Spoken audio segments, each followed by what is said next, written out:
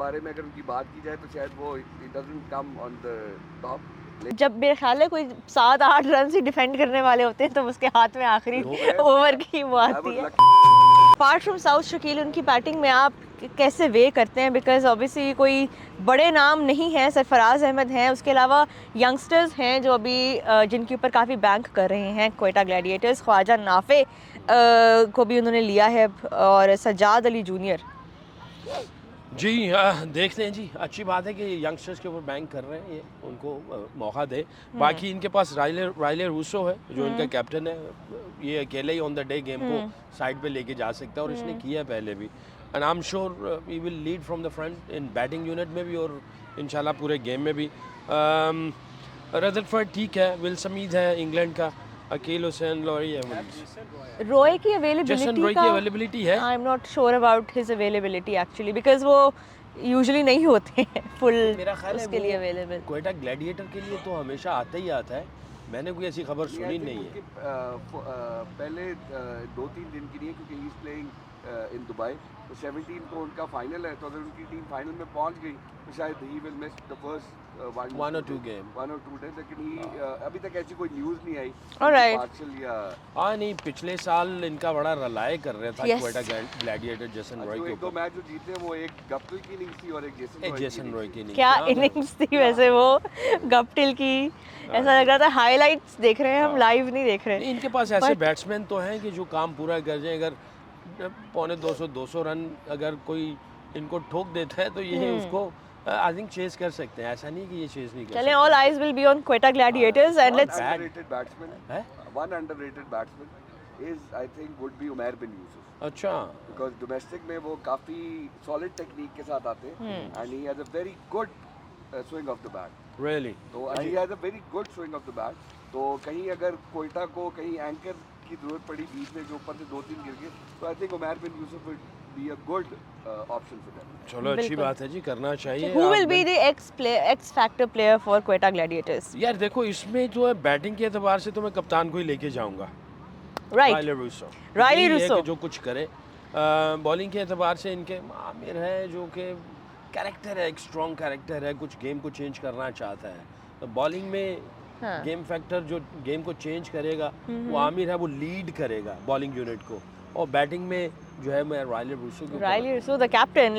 Right, let's move on to Multan Sultans now, of course under the leadership of Mohammad Rizwan. इनकी पहले हम bowling पे बात कर लें सर, क्या कहते हैं आप? इनके पास जो नाम है उसामा मीर, अब्बास अफरीदी हैं, देन ऑफ कोर्स शाहनवाज धानी, फैसल अकरम हैं, यासिर खान। इनके नाम भी जो हैं आपकी नज़र में कौन स्टैंड आउट कर रहा है इस वक्त मुल्तान सुल्तान्स का?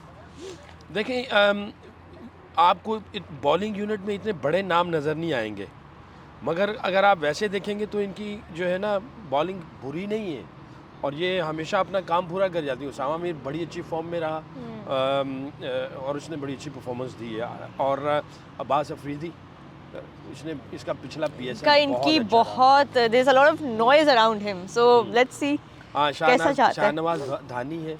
लोग कहते हैं कि जी एक अजीब सा इसकी समझ नहीं आती, बट काम पूरा कर जाता है। इसको बड़ा शार्प किस्म का बॉलर है, गेम रीड करता है अच्छा।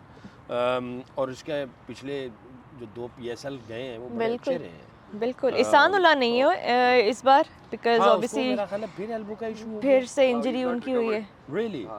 यार 6-8 महीने हो गए उसको तो यार, वो फुली रिकवर नहीं हुए। Unbelievable. Too bad for Multan Sultans. छोटा लड़का जो आया ना, मैं बड़ा इसका फैन हूँ, Faisal Akram. I am very excited to see him और मेरी दुआएं हैं कि ये अच्छा करे। चाइनामैन है और दोनों तरफ टर्न करता है और शक्ल से आपको लगेगा ऐसे कि यार ये बच्चा है, मासूम सा है और कहीं घबरा ना जाए, है बड़ा तगड़ा। ये कहते हैं ना गुन्ना है, गेम को रीड करता है। क्योंकि मैं एनएचपीसी में था तो मैंने इसको कुछ अरसा देखा था, ये 1.5-2 साल पहले की बात है। आई डोंट नो उसके बाद इसकी कितनी ग्रोथ हुई है। 1.5-2 साल पहले आउट करके ना बाबर आजम को मेरे पास आके कहते हैं सैकी भाई बाबर को आउट किया आज मैंने। तो बड़ा खुश था। तो मैं I'm very excited for him कि अल्लाह करे ये अच्छा करे। बिल्कुल। और एक और नाम जो है वो हम एक फैक्टर हम भूल रहे हैं, उस फैक्टर का नाम है इफ्तिखार अहमद, जो कि जहाँ ज़रूरत पड़ती है वहाँ पे थोड़ा सा ऐड होते हैं, वो चाहे वो बैटिंग हो चाहे वो बॉलिंग हो, but he has really become a utility player in the T20 format. How do you see him? Proper bowling में भी आप उसको आधा नहीं गिनेंगे तो पूरा है। यानी अगर थोड़ी सी भी विकेट में परचेज है, ये अपने 4 ओवर में कोई ना कोई काम कर जाता है। आपका ही कोई बड़ी मछली खा जाता है यानी कोई मेन प्लेयर को उड़ा जाता है, यहाँ भी 4 ओवरों में इतना प्रेशर क्रिएट कर जाता है कि गेम एक साइड पे आनी शुरू हो जाती है। और बैटिंग में तो आपको पता ही है जिस तरह की वो क्रिकेट खेलता है, वो एंकर रोल भी खेल जाता है, थोड़ा लंबा भी जाता है, छक्के भी मार लेता है, equally good against spin and against fast as well. New Zealand में जो हमने एक मैच जीता है वो इनकी बॉलिंग की बदौलत, वो जो लास्ट वाला बिल्कुल। लेकिन my comments on this team is कि जितना इनका पिछले 2-3 साल से चलता रहा है, ये बड़ा slow and steady, Rizwan and चार Masood used to take the run rate, slow and steady लेके चलते थे। और फिर नीचे जो है Rilee Rossouw, Pollard and Tim David, they used to go all gun blazing. और फिर वो खुशदिल भी कितना चला था इनका जिस season they were the champions. अभी तो टिम डेविड नहीं है जी, अब इनके पास वो फायर पावर, पोलार्ड भी नहीं है, पोलार्ड भी नहीं है, राइले रूसो भी नहीं है जी। तो अब इनको अपनी स्ट्रेटजी थोड़ी अप द ऑर्डर चेंज करनी पड़ेगी, वे Rizwan and whoever opens with him will no longer be able to score at 6 or 7, they have to score 8 और 9 के अच्छा एक्सप्लोसिव स्टार्ट दे, क्योंकि वो वाला जो 14-15 रन करने वाला एक 4-5 बैट्समैन थे आखिरी 5 ओवरों में, वो अब इनके पास नहीं। आई थिंक हेविली रिलाई करेंगे ये खुशदिल शाह और इफ्तिखार अहमद पे पावर हिटिंग के लिए। और फिर बाकी इनके पास डेविड मिलान ऊपर से है, आ रहा है ना डेविड मिलान, हाँ वो आ रहा है ऊपर से। I think is a proper batsman, वो भी स्ट्राइक रेट ऊंचा ही रखता है। तो देखते हैं रिजवान किस तरीके से लेके चलता है इन टर्म्स ऑफ बैटिंग कि किस तरह जाना। पाकिस्तान में आपको पता भी फोक शोक भी आ जाती है, बिल्कुल। कराची में मैचेस होंगे, फोक आएगी, लाहौर में भी मेरा ख्याल है थोड़ी सी फोक पड़ेगी, पिंडी इस्लामाबाद का हाँ जी वैसे ही हाई स्कोरिंग होता है। तो इसमें टॉस जो है बड़ा इंपॉर्टेंट है, तो जो स्ट्राइक रेट का कहीं इशू होता है वो फोक कवर ही कर जाता है। चले अभी तो खैर एक प्लेयर को हम मिस कर गए, उस्मान खान। लास्ट ईयर अगर आपको याद हो एक मैच उनको मिला था जिसमें उन्होंने सेंचुरी स्कोर की थी। He is Pakistani but now he plays from UAE, वो एज अ क्या कहते हैं फॉरेन प्लेयर आएंगे, एज अ फॉरेन प्लेयर। लेकिन लास्ट ईयर जो उन्होंने एक इनिंग खेली थी that was very close, I think 60 या 56 बॉल पे जी हाँ देखें जी, good luck for him as well. आया पिछले साल किया है तो इस मरतबा भी कोई ना कोई एम्बिशन लेके आया होगा, कुछ करना चाह रहा होगा स्पेशल। देखते हैं मुल्तान एक्स फैक्टर आपके लिए कौन है मुल्तान में? देखें इसमें जो है ना एक्स फैक्टर जो मुझे नज़र आता है, एक तो इफ्तिखार है और दूसरा जो है ना इनका मैं लेके जाऊंगा जी रिजवान के ऊपर कप्तानी plus lead from the front batting में, क्योंकि जो कंसिस्टेंसी आपको कंसिस्टेंसी चाहिए होती है टॉप ऑर्डर से, बिल्कुल। तो ये दोनों हैं कि जो एक्स फैक्टर मुझे नज़र आ रहे हैं। बाकी अपना अराउंड इसके सारी टीम जो है ना वो चलेगी। Let's hope for the best and wishing all the very best to Mohammad Rizwan, for this season as well. He has, by the way, a massive fan following. Rizwan के full fan clubs हैं। Super mega star है जी। बिल्कुल है, ज़बरदस्त। चलें जी, speaking of mega stars, Lahore Qalandars पे आते हैं। 2 time PSL champions back to back, इस वक्त ट्रॉफी भी डिफेंडिंग चैम्पियंस भी वही हैं और शाहीन शाह अफरीदी लीड करेंगे। जो यूजुअल जो नाम आते हैं जी कलंदर्स के लाइनअप में, वो तो हमें नज़र आ ही रहा है उनकी बॉलिंग में। Of course the quicks are there and then of course Rashid Khan will also be available. नहीं राशिद खान नहीं है, नहीं जी वो नहीं है इस मरतबा। अच्छा शहाब खान, अच्छा शहाब खान तो वो है, यू श्योर शेख वो नहीं आ रहा? राशिद वो बीच में आ जाता होता है यूं, वो बैक का इशू मैंने भी सुना था। ओके उनको पिक भी सिल्वर कैटेगरी में किया था और जस्ट फिर से उनको पता था कि ये नहीं आएंगे, तो उनको पिक सिल्वर कैटेगरी में कि अगले साल जब रिटेन करना पड़े तो फर्क पड़ेगा इनको लाहौर कलंदर को बहुत ज्यादा। आई थिंक द 4 ओवर जो मिडल के 4 ओवर थे जो कि बीसी और राशिद मिल के या सिकंदर रजा लास्ट ईयर बड़े मिल के उनके रन रोकते थे, वो अब उनको पार्टनरशिप जो है दोबारा एक बॉलर के साथ डेवलप करनी। सिकंदर रजा बड़ी अच्छी परफॉर्मेंस दे रहे हैं इस वक्त, गेंद छुपा के आते हैं और आगे ऐसा जादू सा कर देते हैं कि गेंद अंदर आएगा या बाहर निकलेगा। बिल्कुल। तो आई थिंक वो भी एक प्रॉपर ऑलराउंडर की शक्ल में उभर के आया है बिल्कुल सामने। ज़बरदस्त प्लेयर हैं वो जिम्बाब्वे की तरफ से, और अभी उनका जो कंट्रीब्यूशन रहा है last couple of seasons. But let's talk about Abdullah Shafique, you know, top of the order, he has been making waves. आपका जो एक्सपीरियंस रहा विद अब्दुल्ला एंड ओवरऑल अगर आप उनका इम्पैक्ट कैसे देखते हैं in this Lahore Qalandar side? देखिए अब्दुल्ला शफीक जो है ना वो प्रॉपर प्लेयर है और ऑन द डे ये गेम को एक साइड पे ही ले जाता है. मुझे याद पड़ता है जब अब्दुल्ला शफीक का डेब्यू था T20 डोमेस्टिक में, मैं मिसबा वक़ार भाई हम लोग मैच देखने के लिए गए. ये इसका पहला मैच था मुल्तान में. मैं उस वक्त NHPC का हेड कर रहा था और मिसबा हेड कोच था. हम लोग गए, उसने पहली गेंद पे जो बॉलर बैक ड्राइव मारी है तो हम तीनों, मैं, वक़ार भाई और मिसबा, एक दूसरे की तरफ देखना शुरू हो गए कि ये कौन बच्चा है, ये क्या खेल रहा है. और पहले गेंद जो उसने शॉट मारी है उसने टेक्निकलिटीज़ की परफेक्शन दिखा दी, शॉट सिलेक्शन की परफेक्शन दिखा दी और जो टाइमिंग थी उसकी परफेक्शन दिखाई. और पहले ही गेंद पे उसका जो डिसीजंस था वो जो उसने बताया, जो एग्रेशन वाला एग्रेसिव ब्रांड ऑफ क्रिकेट जो उसने खेली, पहली गेंद पे उसने हमें चकाचौंध कर दिया. वहाँ से वो रुका नहीं और फिर कुछ ही अरसे के बाद पाकिस्तान टीम में आ गया. उसके अंदर मैं समझता हूँ इतना मटीरियल है कि वो T20 में भी अपना काम पूरा कर सकता है, खेल सकता है. हाई स्ट्राइक रेट के ऊपर भी टेक्निकली साउंड है. Very exciting player. दुआएं बिल्कुल बिल्कुल. और जब दूसरे एंड पे फ़खर जमान हो आपके साथ तो फिर that makes your job so much easier. But powerful top order Lahore Qalandars का. बिल्कुल आप सही कह रही हैं, पावरफुल है Fakhar Zaman on the day.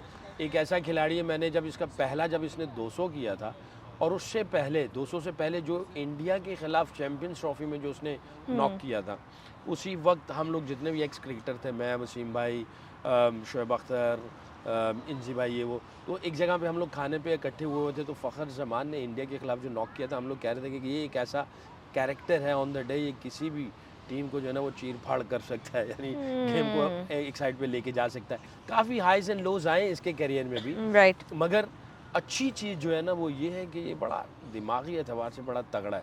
अभी वर्ल्ड कप में भी देख लें कि वर्ल्ड कप में पहला मैच फ्लॉप हुआ, एशिया कप में थोड़ी सी फॉर्म ऊपर नीचे रही. उन्होंने कहा यार ख़त्म, ये नहीं कुछ कर सकता. ये लोगों ने बातें शुरू की, हम लोग कहते रहे कि नहीं ये कुछ ना कुछ करेगा. खैर बहरहाल रेस्ट दिया गया और फिर न्यूजीलैंड का जो इसने उस वक़्त जो दुर्घट बनाई है और उसके बाद उम्मीदें पूरी कौम की कि यार अब पाकिस्तान जो है, तो ये एक ऐसा खिलाड़ी है. आई थिंक लाहौर कलंदर को और ख़ास तौर पे शाहीन को उसकी प्रेजेंस और जो साथ में अराउंड जो बैट्समैन है उसकी प्रेजेंस से ही उनके अंदर एक एनर्जी और बिलीफ आ जाएगा. बिल्कुल. और ये इनकी आपस में टीम की इतनी स्ट्रॉन्ग बॉन्डिंग है because obviously they have one two back to back trophies, so everybody knows कि when Shaheen is leading and जब आपको एज अ कैप्टन वो सपोर्ट कर रहा है, he has your back. I think हम उसका इफेक्ट जो है वो अपनी नेशनल टीम में भी इंशाल्लाह देखेंगे इस वर्ल्ड कप में. बट ओवरऑल आपके लाहौर कलंदर्स का कौन? राजापक्षा आ रहे हैं ना श्रीलंका का, भी आ रहे हैं, रशीद वेडन भी आ रहे हैं. Oh so very solid middle order. बहुत सॉलिड जी, बहुत सॉलिड. और ये सारे ऐसे बैट्समैन हैं जो कि गेम चेंजर है, ये अकेले मैच ऑन द डे लेके जा सकते हैं. तो टू मोर प्लेयर्स जिनका मैं नाम खास तौर पे लेना चाहूँगा, वो एक साहिबजादा फरहान, डोमेस्टिक में परफॉर्मेंस आ रही है, और दूसरा शाय हो, one of the most dependable batsman. Strike rate के बारे में अगर उनकी बात की जाए तो शायद वो it doesn't come on the top, लेकिन बड़ा अच्छा एंकर करते हैं. तो अगर कहीं से ऊपर से टॉप ऑर्डर फेल होता है तो I think he can take the game deep. और फिर नीचे उनके पास जो डेविड पीछे, सिकंदर रजा और इस किस्म के, और शाहीन आफरीदी खुद भी तो हैं, दिखा चुके हुए हैं कि वो बड़ी जब फाइनल वो खेले थे हम सबको याद है. कामरान गुलाम एज़ वेल बड़ा 3 सालों से परफॉर्मेंस देता आ रहा है वो. बिल्कुल 3 सालों से उसने कंसिस्टेंट परफॉर्मेंस दी है. आई थिंक इनकी टीम जो है ना बड़ी एक्साइटिंग टीम है. एंड वन नेम जिसको हमने मेंशन नहीं किया, जो कि आई थिंक 2 नाम जो बड़े एक्साइटिंग हैं लाहौर कलंदर की बॉलिंग अटैक में, that is Haris Rauf and Zaman Khan. Zaman Khan ji बिल्कुल. जो Zaman Khan death bowler expert and Haris Rauf middle overs में. अभी उसने जमान ने BBL में बड़ी अच्छी परफॉर्मेंस दी है और बड़े तगड़ा. और मैं ये समझता हूँ कि पिछले T20 में PSL में लाहौर कलंदर की जो जीत में जो सिग्निफिकेंट जो कंट्रीब्यूशन या परफॉर्मेंसेस थी वो जमान खान की. बिल्कुल और मुझे ऐसा लग रहा था कि इनके बॉलिंग यूनिट में ज़मान खान नंबर 1 है, शाहीन नंबर 2 है, हारिस नंबर 3 है। क्योंकि प्रेशर हैंडल जी, करना जी, और जी। उस मोमेंट पे आके बॉल करना, और जब मेरे ख्याल है कोई 7-8 रन ही डिफेंड करने वाले होते हैं तो उसके हाथ में आखिरी ओवर की वो I आती was है। lucky enough to watch that match live. मुझे याद है खुशदिल ने चौका मारा था सेकंड लास्ट बॉल पे, हाँ। And Zaman Khan was walking as nothing has happened, हाँ और शाहीन अफरीदी उनके पास आए और वो उन्होंने Yeah, नहीं। जिस कामनेस से बॉल कराई। And he had a little smile on the face last गेंद के लिए, और वो कॉन्फिडेंट था कि मैं He was पकड़ ready. लूंगा। उसने फिर results produce is he your x factor player for I Lahore think so. Qalandars? Bowling के एतबार से मैं ज़मान को लेके जाऊंगा, इवन दो शाहीन हमेशा नए गेंद पे और हमारा नंबर 1 बॉलर है, even Yeah. Not just Pakistan का, वर्ल्ड में बड़ा Yeah. इसका नाम है। बट ज़मान को क्योंकि इसने पिछले साल भी किया है, और आई थिंक एक्स फैक्टर इस मरतबा किसी और को भी देना चाहिए। ज़मान खान जो है वो है, और बैटिंग के एतबार से फोकस